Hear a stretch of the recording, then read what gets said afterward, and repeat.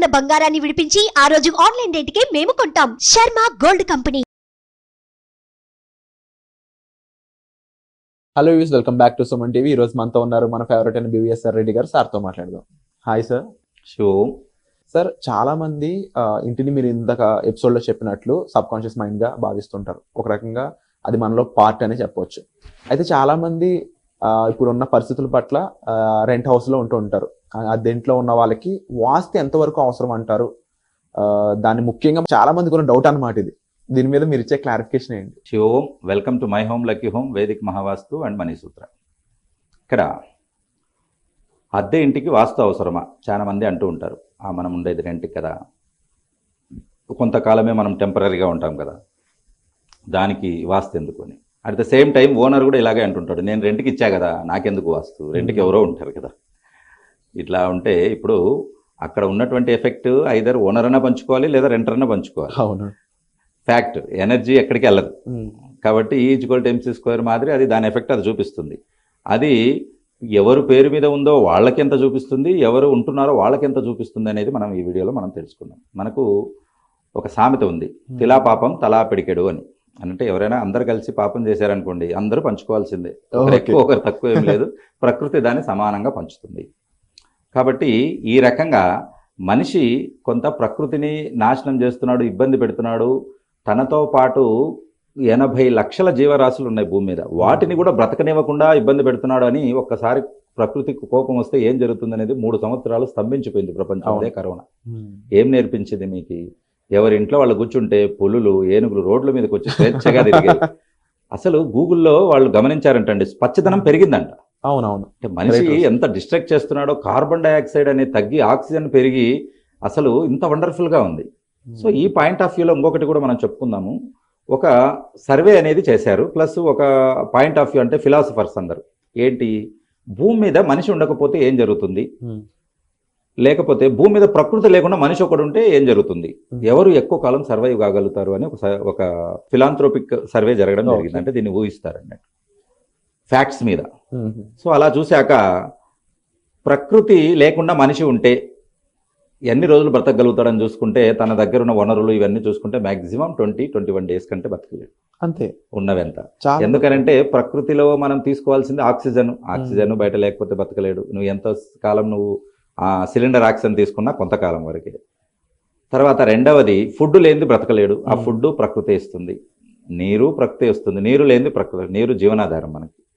కాబట్టి పోసుకోవడానికి, త్రాగడానికి, కడుక్కోవడానికి అన్నిటికీ నీరే కావాలి. సో భూమి మీద 3 వంతుల నీరున్నా తాగడానికి లేక ఇబ్బంది పడుతున్న దేశాలు ఎన్నో ఉన్నాయి. సో ఈ రకంగా ఈ 3 లేకపోతే మనిషి 20 రోజుల కంటే అసలు ఇంకా బ్రతకడు అనేది తెలిసిపోయింది. వైస్ వర్సా చూద్దాం. ఒకవేళ మనిషే లేకపోతే ప్రకృతి ఎలా ఉంటుందని అంటే వండర్ఫుల్గా ఉంటుంది. మనం కూర్చున్న ఈ బిల్డింగ్ సపోజ్ ఒక 100 సంవత్సరాలు, ఒక 50 సంవత్సరాలు వదిలేసామన్నాం అంటే, అసలు మనుషులు లేకుండా మధ్యలో నుంచి ఒక మర్రి చెట్టు చీల్చుకుంటూ పైకి వస్తుంది. ఓకే, ఇది 10 అంతస్తుల భవనం అండి. 10 అంతస్తులు కాదు, 100 అంతస్తులన చీల్చుకుంటూ పైకి వచ్చి పక్కకు దోసేసి పైకి ఎదుగుతుంది. అది ప్రకృతిలో గొప్పతనం. మర్రి చెట్టు విత్తనం ఎంతో తెలుసా? ఆవగింజంత ఉంటుంది. ఆవగింజంత విత్తనము 10 అంతస్తుల బిల్డింగ్ చీల్చుకుంటూ వస్తుందంటే ఆ ఎనర్జీ ఎక్కడి నుంచి అనుకుంటున్నారు? ప్రకృతి ఇచ్చింది. వండర్ఫుల్. విత్తనానికి తెలియడం, మొలకెత్తడం, పెరగడం మాత్రమే. ఇక్కడ మనిషి చూస్తే తుంచడం, తెంచడం, నాశనం చేయడం, తన అవసరాల కోసము ప్రకృతిని చేయడం. కాబట్టి ఇక్కడ ఈ సర్వే తర్వాత ఏం తెలిసిందనంటే, ప్రకృతే గొప్ప. మనిషి ఇప్పుడు ఉంటాడు కొంతకాలం జీవనాధార అయ్యాక, కానీ ప్రకృతి మాత్రం ఎల్లవేళలా ఉంటుంది. పంచభూతాలు ఎప్పటికీ ఉంటాయి, మనమే టెంపరీ. కాబట్టి ఏం చేయాలి? టెంపరీ గెస్ట్లు అన్నప్పుడు మనం మితంగా వాడుకొని మన తర్వాత తరాలకు కొంచెం ఉంచాలి. ఇప్పుడు ఎలా ఉందంటే, తర్వాత తరాలు నాన్న చెట్టు అనేది ఇలా ఉంటుందని గ్రాఫిక్స్లో చూడాల్సిన అవసరం రావచ్చు. కాబట్టి అలా మారకూడదు, చేయకూడదు అని అంటే మనం గ్లోబల్ వార్మింగ్ తగ్గించుకోవాలి, ఫ్లోరో మిథేన్ గ్యాసెస్ తగ్గించుకోవాలి. దాంతో ఏమవుతుంది? ఓజోన్ లేయర్ నాశనం అయిపోయి భూమి జీవనానికి అనుకూలంగా ఉండదు. అది ఊహించే ఇలాన్ మస్క్ మార్స్ మీద ఇల్లు కట్టడానికి ఉన్నాడు. ఎందుకంటే ఏదో ఒక రోజు మనిషి దీన్ని వాడు చేసేస్తాడు. చేసినప్పుడు ఆప్షన్ ఉండదు కదా, అందుకు అక్కడ వ్యాపారం చేయాలని చూస్తున్నాడు. అని అంటే ఆయన ఒక 1000 సంవత్సరాల ముందుది ఫ్యూచర్ ప్లాన్ చేశాడు. అది నిజమేనా అంటే మనము మేల్కోకపోతే అది నిజమే కావచ్చు. కాబట్టి ఇక్కడ సో అద్దె ఇంటికి, సొంత ఇంటికి వాస్తు అవసరమని మనం మాట్లాడుకుంటున్నాం. సో ఇందులో ఏంటనంటే, ఎక్కడ ఉన్న పంచభూతాలు వాటి పని అవి చేస్తాయి. 45 మంది వాస్తు దేవతలు వాళ్ళ ఎఫెక్ట్ వాళ్ళు చూపిస్తారు. ఇంట్లో నవగ్రహాలు కూడా వాటి ఎఫెక్ట్ అవి చూపిస్తాయి. సో కాబట్టి అద్దెకు ఉన్న వాళ్ళకి 50% ఓనర్కి 50% వాస్తు అప్లికై అవుతుంది ఇప్పుడు.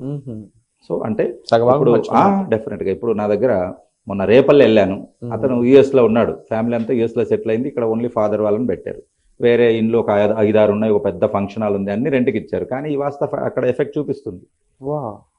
ఎందుకు? మీ పేరు మీద ఉంది కదా, నువ్వు పేరు మీద ఉంది, నువ్వు దాని యొక్క అద్దెలు ఏదైతే ఉందో ఆ అద్దెలను నువ్వు అనుభవిస్తున్నావు. అంటే ఇక్కడ డబ్బు అనేది కూడా ఒక ఎనర్జీ కింద చూడొచ్చు. డబ్బు ఎనర్జీనే, అద్దె అనేది వస్తుంది. ఆ అద్దె ఎక్కడి నుంచి అనుభవిస్తున్నావు? ఆ ఇల్లు రెంట్కి ఇచ్చి అనుభవిస్తున్నావు. ఆ రెంట్కి ఇచ్చి అద్దెను అనుభవించినప్పుడు వాటి వాస్తు కూడా అనుభవించాల్సిందే. ఓకే, నేను మంచి మాత్రమే తీసుకుంటా, చెడు వద్దు అంటే ఉండదు, అన్నీ దీనిలో భాగమే. మరి అప్పుడు ఏం చేసుకోవాలి అని అంటే వాస్తు సరి చూసుకోవాలి. చిన్న చిన్న టెక్నిక్స్, లక్షల్లో ఉండదు, ఇక్కడ వందల్లో వేలల్లోనే ఉంటుంది. చిన్న చిన్న రెమెడీస్, పట్టీస్, చిన్న చిన్న కలర్స్, కర్టన్స్, కార్పెట్స్ మార్చడానికి ఎంత ఖర్చు అవుతుందండి?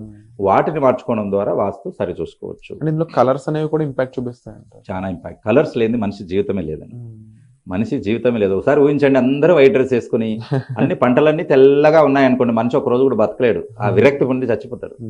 కాబట్టి కలర్స్ అన్నవి చాలా ఇది. పుట్టిన పిల్లవాడికి కూడా మీరు వైట్ కలర్ చూపించండి, ఏది బాగా చూస్తాడు? కలర్ఫుల్ది బాగా చూస్తాడు.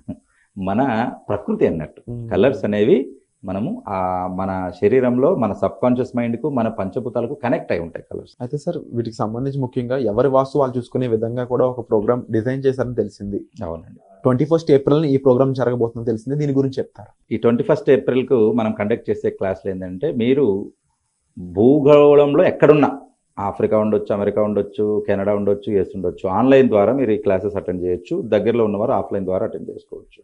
మీ ఇంటి వాస్తు మీరే చూసుకునేలా ఈ క్లాస్లో ట్రైన్ ఇవ్వడం జరుగుతుంది.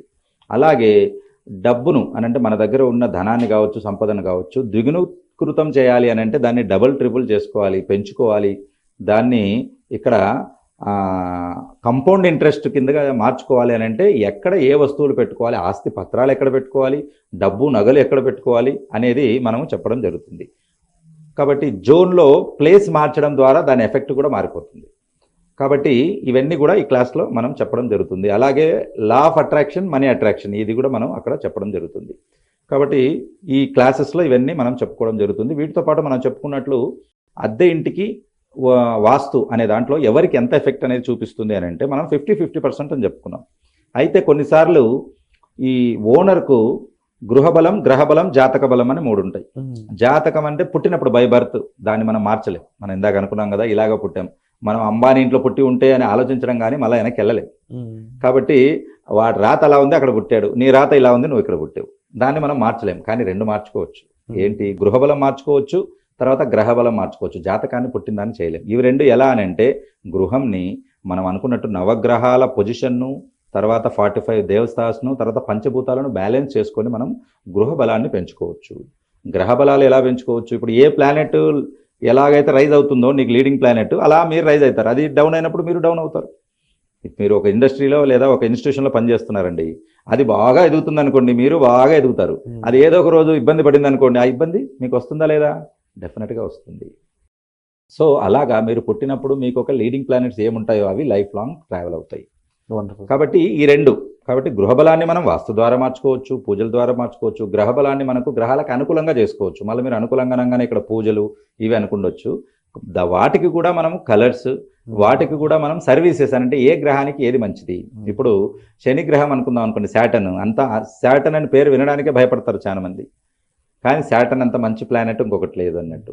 ఆయన మన ఆస్తులు, ఫర్ ఎగ్జాంపుల్ మీరు ఒక 100 కోట్ల ఆస్తులు సంపాదించారు, ఆ 100 కోట్ల ఆస్తులు 200 కోట్లు చేసి నీ తర్వాత తరానికి అందజేస్తారు ఆయన అనుకూలం చేసుకుంటే. అదే తేడా వచ్చింది అనుకోండి, ఆ 100 కోట్లు మీరే తినేసి ఇంకొక 50 కోట్లు అప్పిచ్చేళ్తారు బయట.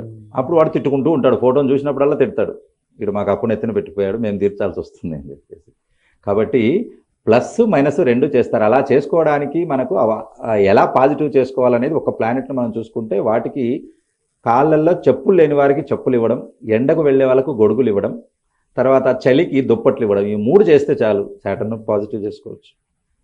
కానీ శాటర్న్ ఏంటంటే ధర్మ, అర్థ, కామ, మోక్ష, ధర్మంగా సంపాదించిన డబ్బుకే సపోర్ట్ చేస్తారు. నేను వెళ్ళి గంజా వ్యాపారం చేస్తా, నాకు శాటర్న్ సపోర్ట్ చేయమంటే చేయరు. మీరు చూడండి పురాణాలు ఎక్కడైనా కానీ రాక్షసులను అంతమందించడం, నెగిటివ్ను నాశనం చేయడమే తప్ప సపోర్ట్ చేసిన సందర్భాలు లేవచ్చు. లేట్ కావచ్చు, కొంచెము లేట్ కావచ్చు, కానీ అంతిమ విజయం సత్యమే. కాబట్టి సత్యమేవ జయతే అంటాం.